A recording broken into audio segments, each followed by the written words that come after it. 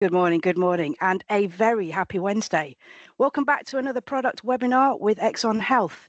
As you're joining, could you just drop me a 1 in the chat as we usually do, so I know we haven't got any sound issues, no issues to talk of as they come in. Oh, lovely. Graham, first off the bat, you win the prize. And a few more coming in as well. I haven't decided yet, Mel. That was Okay, sorry. Threw that in there. Oh, shouldn't have done. Okay, anyway, I'm very excited about today. We've got some real tasty morsels to get stuck into. I love these. I know I've got morsels in there.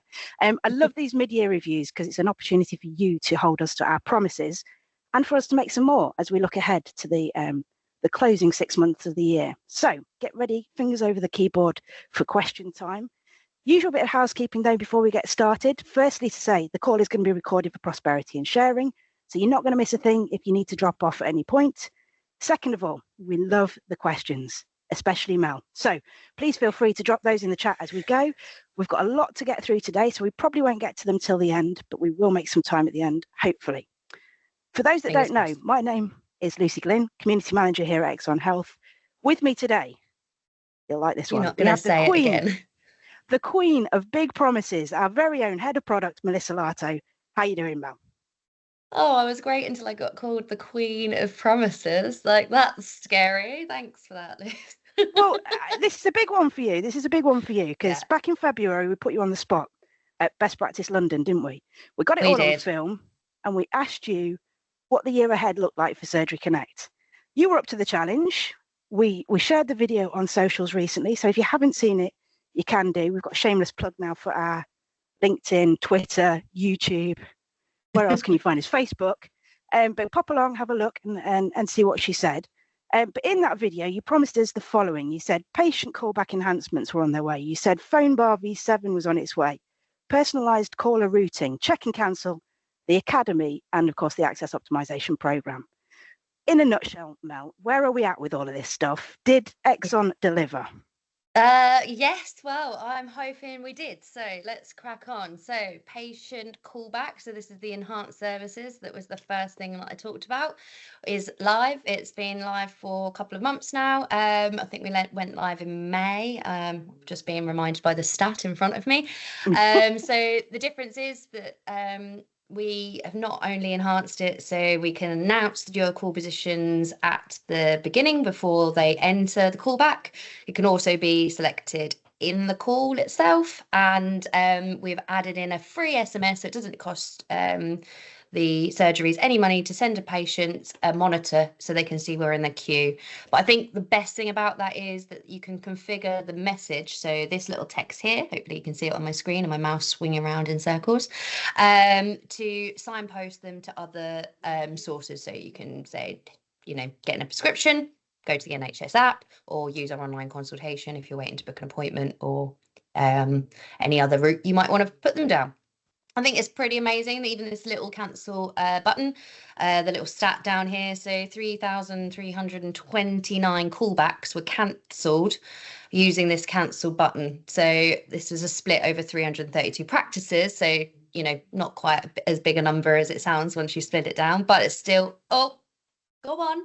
Well, I'd just like to say that was also just for the first 20 days of May, wasn't it? So that was, it's a real window, I guess, as to how powerful this tool can be. Absolutely. But I think that's an incredible stat. And I just, because I like to make sure I've got this clear in my head. So you've got your patient callback, but this is the patient callback queue position web page. Correct. Right. Correct. And this is the feature, isn't it, that was mentioned on LinkedIn by an actual patient who called it out and said how incredible his experience of his surgery had been because of this very tool. He did indeed. And I think he was talking about how the future of technology is really helping support everyone, not just thinking about the clinicians, but, we're doing our best to try and think about the patients on the end of all of this technology that we're enhancing as well. So I think it's super important. Yeah. Which hugely powerful and, a great example, I guess, as to how the technology is making a difference, which is why we all get up and do this job, isn't it? So this is good. Okay. Definitely why I'm here. Definitely why I'm here, loving it. Which leads me on lovely to the phone bar itself. So I've talked about this probably way too much over the course of this year because I've been so excited about it. Silly little GIF on there, just to remind you, it's completely dynamic. Make it as big and as little as you want. Decide which features you're using and need to get to the most, and it's live for everybody. Our EMIS customers, we're still rolling out, but all of our System 1 customers should have been upgraded already. If you haven't, give us a shout, because we've obviously missed you off the list somehow. We shouldn't have done, because it's been a big release, and we're still trickling it out. Obviously, we've got so many customers that it takes its time to get out to everyone, but if you're feeling left behind, give us a shout, contact our support team or your CRM, and make sure that upgrade's coming across to you. Version 5 needs a little bit more hand holding, so we might need to schedule in a time to call you back to make sure that you're all set up correctly. But that is version 7 of the phone bar. It's absolutely amazing. It works so much better than everything. We've improved the patient pop-up information. Your settings are all a bit more configurable to what the users need. Just you got your voicemails in there, so you can listen to them directly from the phone bar, so you don't have to go off to another console to read them. And we're slowly moving more and more that functionality that you get on that user console and our other consoles into the phone bar. So get it if you haven't got it. Worth also just the reminder, I guess, that there's 2 versions of this available, isn't there? There's one where it integrates with your clinical system, and there's another where it doesn't, which is the one I use, and it's incredible, and it speeds me up on all sorts of things when I'm dialing people and making their lives miserable. But not necessarily. But it's a really powerful tool. It just sits in the corner and doesn't really get in the way when you minimise everything. So it's a nice little feature. Carrying on. Sorry. And I'm feeling very chatty today. I don't know why. I know you are. Sorry, I'll stop it. But not to forget as well, with all of this, we have launched the Academy behind the scenes, which I've kind of not gone into too much through this presentation because we've got so much to cover. I don't want to spend loads of time talking about the Academy, but there is a mastering the phone bar. So if you're not sure how to use it, go onto the Academy and you can go through the guides. Obviously, we have our intercom guides or help guides where you can actually go and learn a bit more about any specific feature that you want. But the mastering the phone bar is quite a nice course. I'll show you a little bit of it later if I get time. The other one, the next thing we've released is personalized caller routing. Now, I was really nervous about this, but yay, people are using it. I was nervous from the get-go because obviously we didn't want to define what you should be using it for, because it's very much up to you as clinicians and practices to work out what type of patients you're dealing with, how they will interact with your system and your staff. So there's a few people out there that I've got in contact with. The CRMs have as well been updating me, and these are the type of people that they're putting through personalized caller routing. I love the idea around the dementia patients. It was such a good idea because there was a PPG group. I can never say that's too many P's. With one of the practices, I'm sure Jang Peel Hall won't mind me calling out. It was his group that did this, where they got feedback from their dementia patients that when they were calling, by the time they'd listened to the preamble and then they'd got through to reception after waiting in a queue, they didn't know why they were ringing. So they decided to fast track them through to a different specific team that could help them. And they've also added additional messaging to remind them in their call flow why they're waiting. So pushing them through that different route, which I thought was an absolutely fantastic idea. Diabetes is for sending SMSs to get them to update some results or look at information. Palliative care usually is dealt with by another team. Someone has actually even done it for some bespoke messaging for past aggressive patients, which just to have a bit more stern warning, please be nice to our staff, and making them aware of the strike system. Loads and loads of different reasons, like actually practice staff management, so that they don't have to worry about the calls and the queues and the calendars. They just literally able to get straight through to a member of staff if they're off sick or if there's any reason that they can't come into work that day. I think it's fantastic. There's notifying people who are not using the NHS app for prescriptions. I don't know how they've done that, so I'm going to dig into that one a little bit more because I think that's quite an interesting idea. And definitely, that signposting is also really able. So I'm pretty chuffed with how this is being used. It's still quite, I think it's only probably 15 or so surgeries that are using it. So But if you do get the time to have a poke around and try and use it, again, we've got some training on this as well. So if you want to have a look at that, you can do. I think that's all on personalised caller. Did I miss anything, Luce? No? I don't think so. I mean, I've heard the story about how Jan's using it with the dementia patients. I just think it's such a fabulous example of how this piece of this tool can be used for good. It's fantastic example. We'll get to that. Yes, don't worry, Pauline. All right. So yeah, I was just going to say, big news. Drum roll. Drum roll, please. Check and cancel. So I'm sure I would love to see who's been waiting for check and cancel. Come on, in the chat. Oh yes, let's pop a 2 in the chat if you've been waiting for check and cancel. Yes.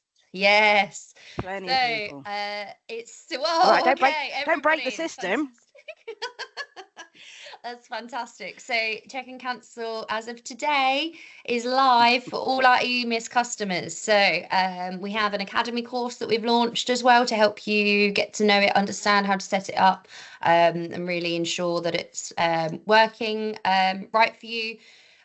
We've obviously got all the help guides that we've published in your newsletters previously, so make sure you go and have a look at those.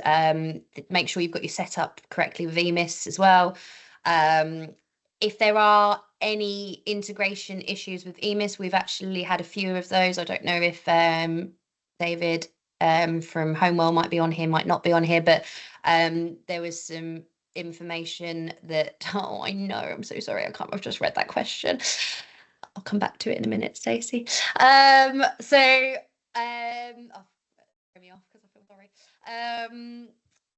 Yeah, just make sure that you've not got any blockers within your EMIS setup to make sure you can share the information via the API, because it is an API connection, so you have to have all of that configured correctly, and there are some features within EMIS that you have to tick certain boxes. So we have put as much as we can on the intercom guides to try and talk you through that with some troubleshooting as well. So really help guides. I keep calling them intercom guides. Sorry, they're help guides.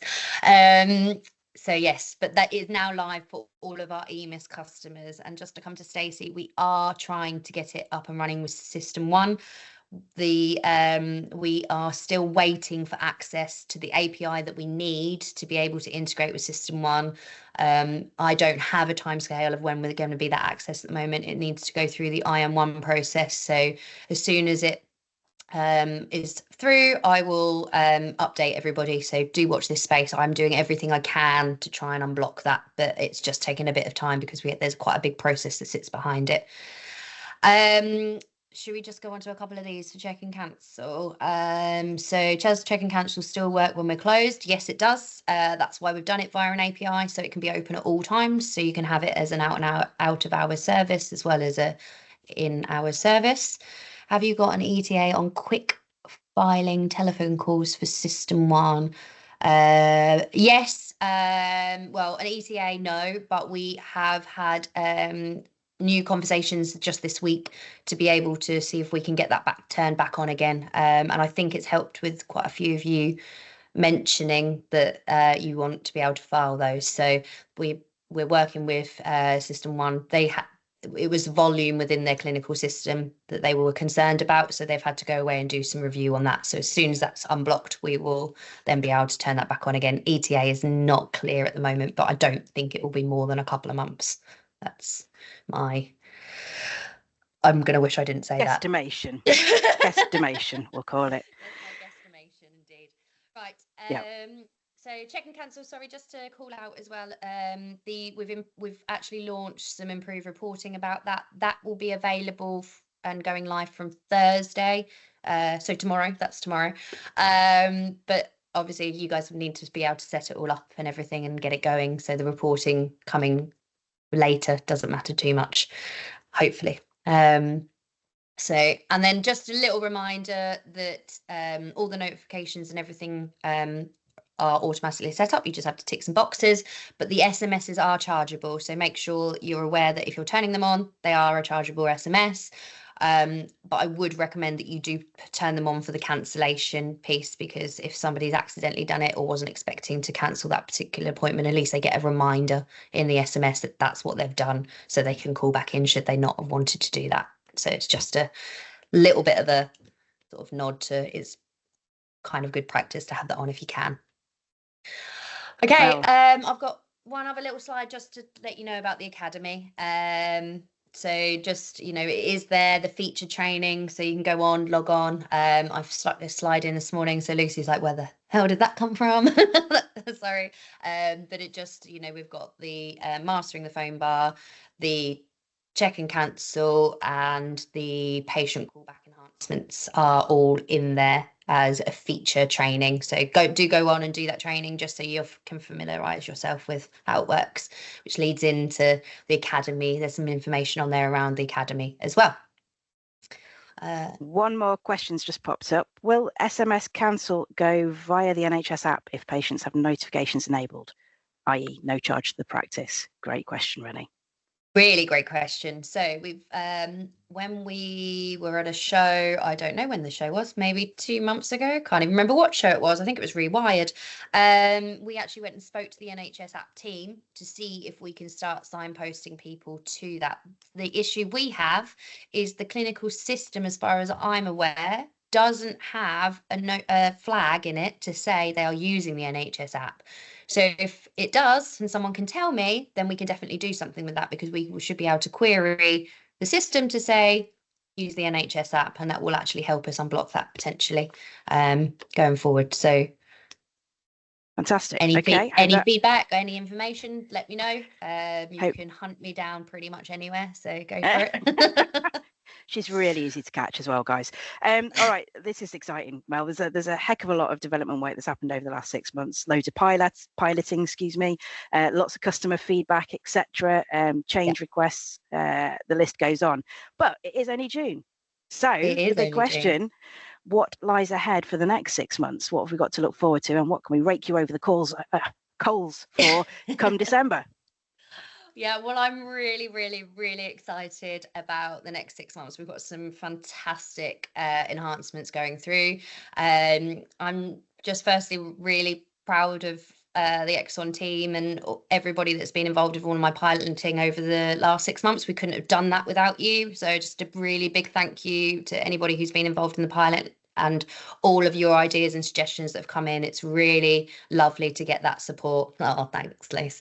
Well done, everyone. And it's really helped shape us going forward. So the biggest thing, and now I'm going to try and do this demo, and I apologize now about how this may or may not go, because I haven't really practiced this on a webinar situation. So we are creating something called the waiting room dialer.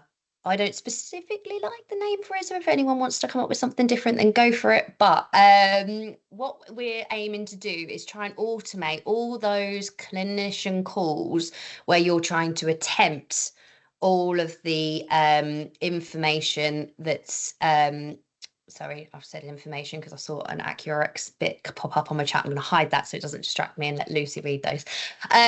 So this is to try and automate all of the calls to try and get the patients, contact the patients before their appointment.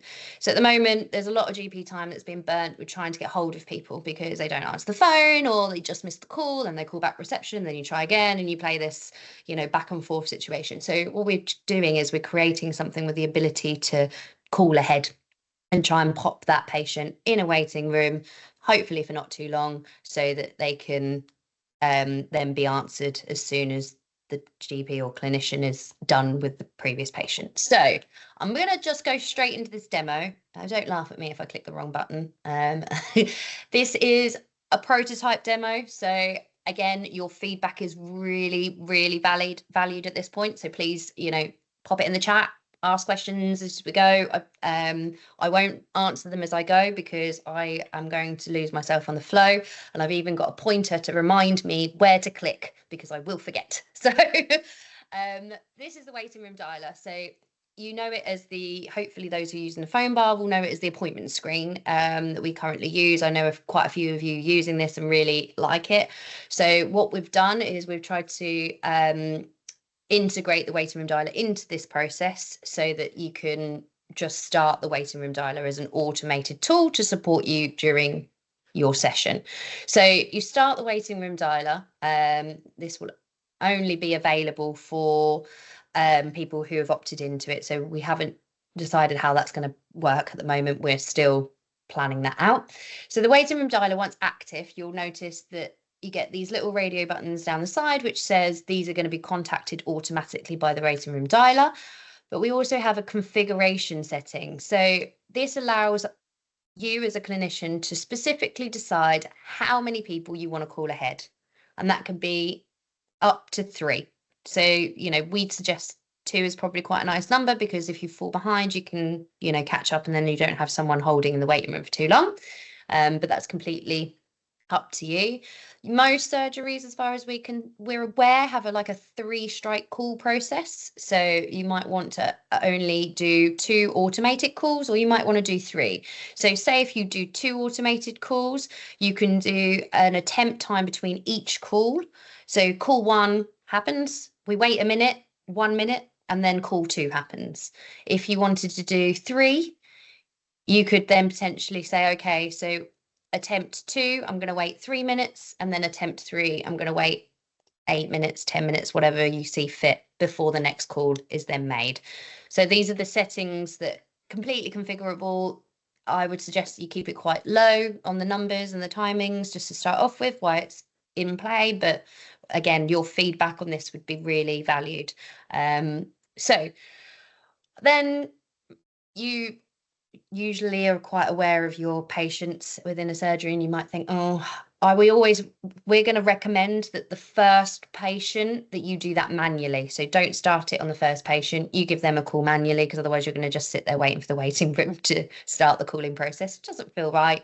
But you might also know that Miriam is really hard of hearing, so actually, or is really adverse to technology, so isn't going to hang around in that waiting room. Or maybe they've even it might be a mental health patient that you think, actually, I don't want them to sit in a waiting room, because getting hold of them is difficult anyway, so we want to keep that process nice and clean and simple, so turn them off as well.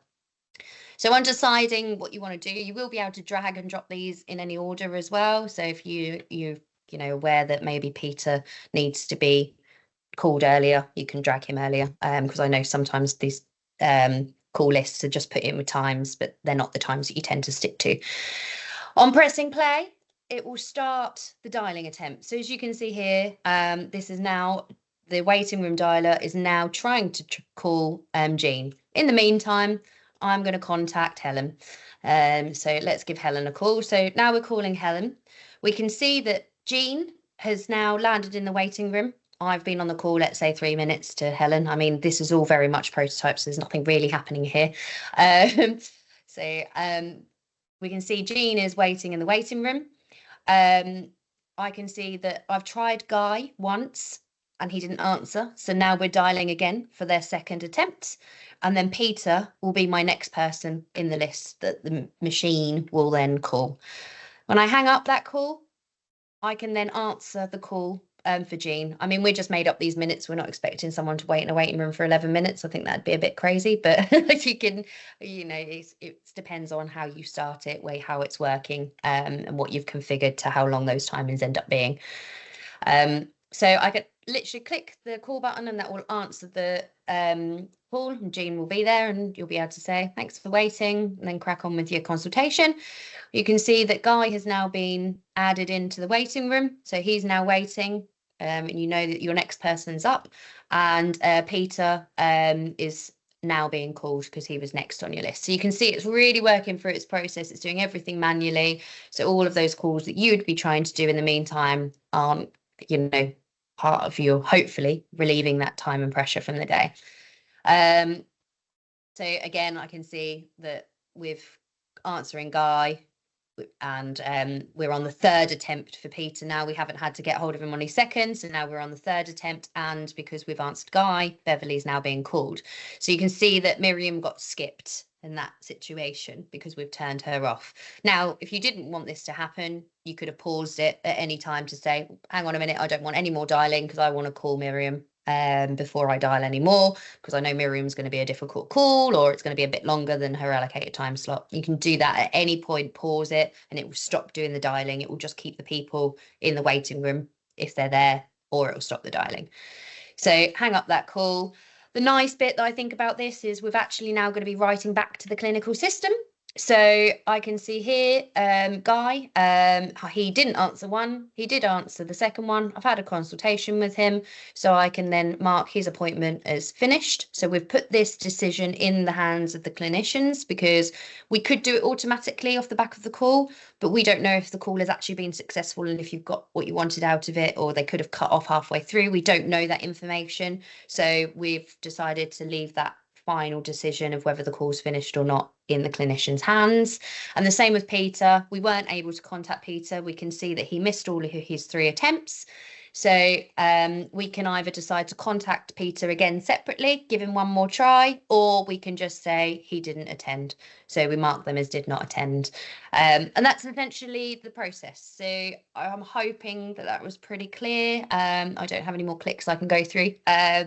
This will all be working. So while they're in the waiting room, and all that messaging that the patients will get can be bespokely recorded with the GP's or the clinician's voice. So you can have your own welcome message to intro before they go into it to complete their date of birth, to check that it's them.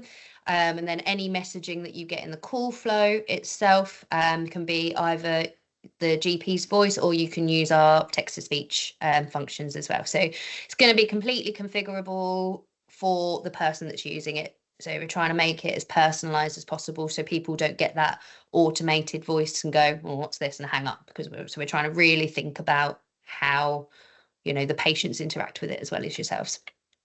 Couple of great questions on this, actually, Mel, just coming through. One from Charlotte: can patients choose not to go into the waiting room?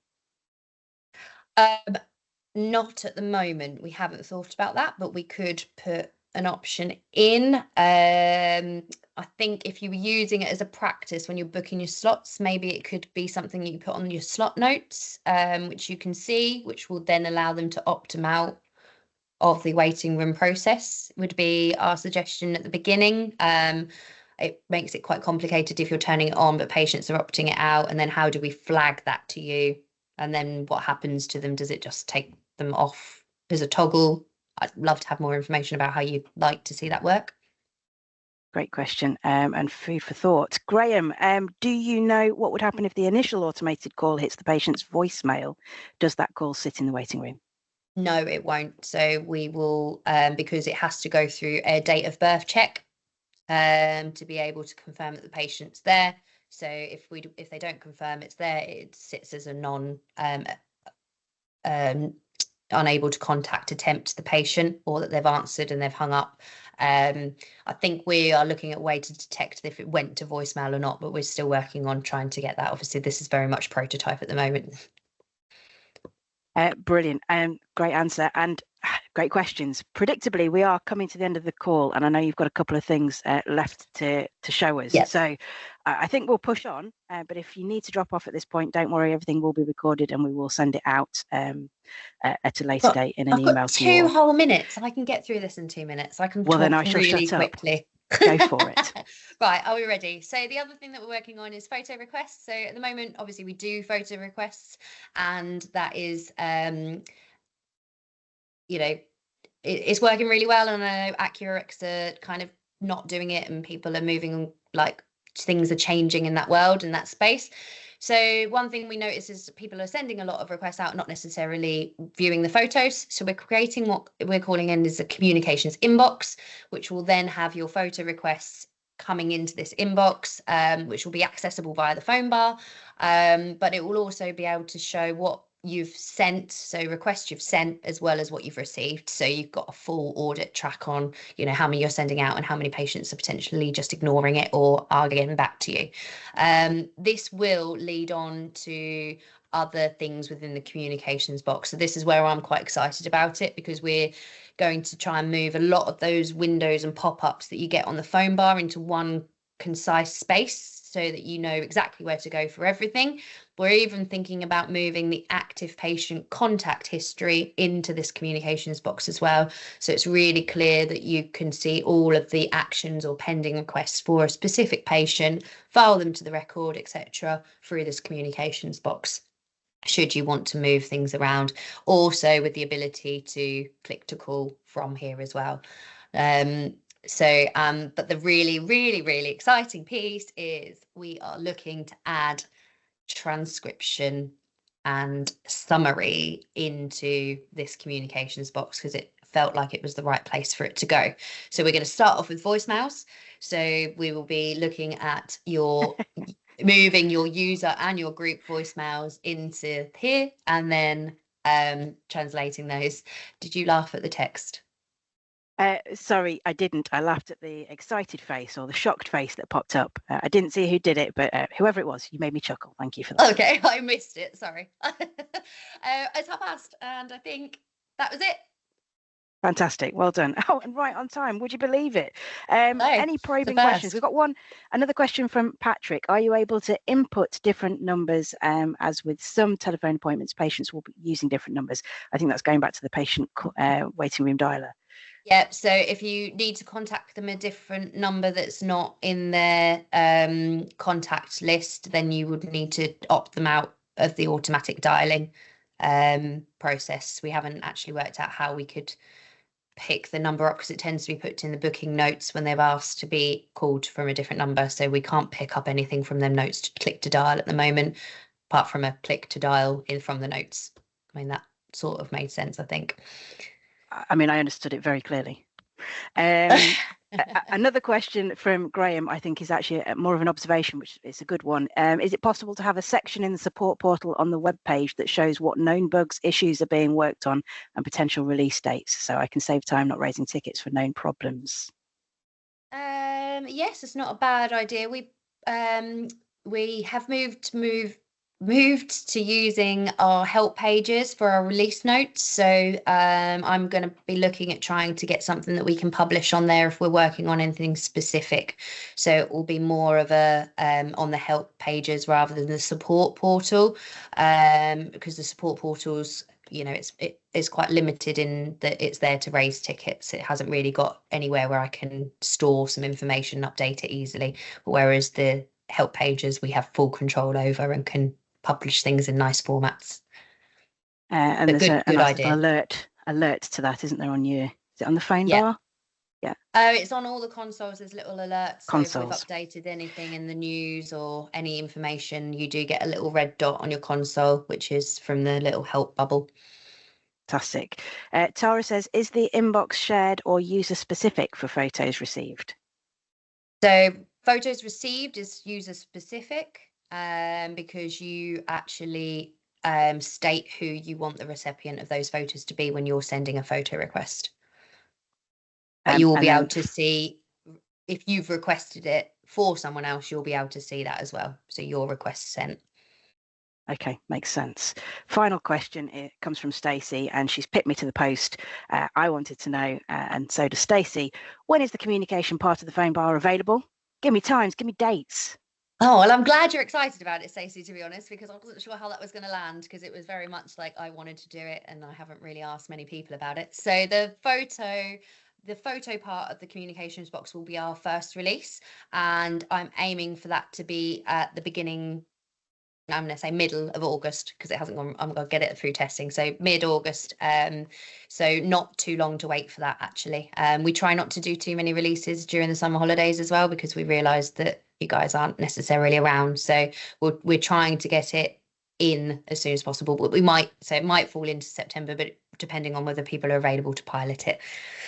Oh, and the smiley face. Love that. Look at that. We've had lots of smiley faces today. All of the additional things that come in that communication inbox haven't been completely scoped and timescaled yet, but I'm hoping to have it full by the end of the year. That's my aim. Are you going to commit to any other dates whilst we're here? No, that's it. I've said too many, and it's 4 minutes over. So anything I said after past doesn't count, right? Absolutely right. Absolutely right. So just before we finish up, a little reminder from me: we are still running our access optimization webinars throughout the rest of June. We've had a phenomenal response to those so far this month. So I think we've had something like over 1,500 registrations. I'm going to drop the link actually in the chat. I've just reminded myself to do that. So get yourself booked onto those. We've got one and a bit weeks left of that. So so make sure you don't miss out.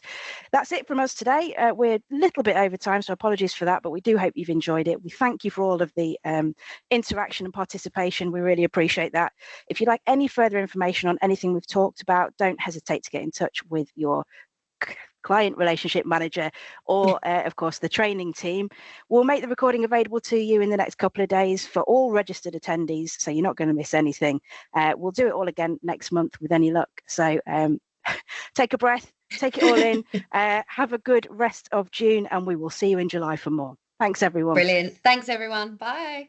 Bye bye.